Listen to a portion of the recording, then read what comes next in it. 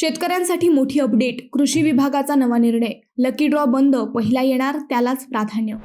मंडळी, शेतकऱ्यांसाठी एक महत्त्वपूर्ण अपडेट आली आहे.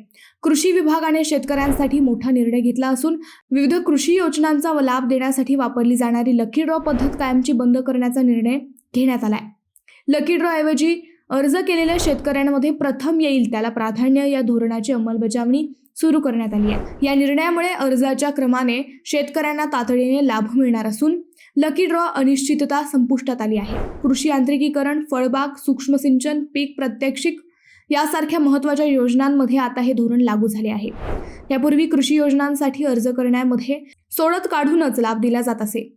त्यातून निवड झालेल्यांनाच अनुदानाचा फायदा मिळत असे, तर उर्वरित लोकांना वर्षानुवर्षे प्रतीक्षा करावी लागे.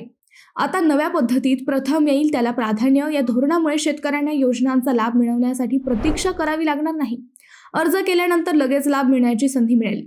लकी ड्रॉची अनिश्चितता आणि वारंवार अर्ज करण्याचा त्रास टळणार असून प्रक्रिया अधिक पारदर्शक आणि न्याय्य होणार आहे.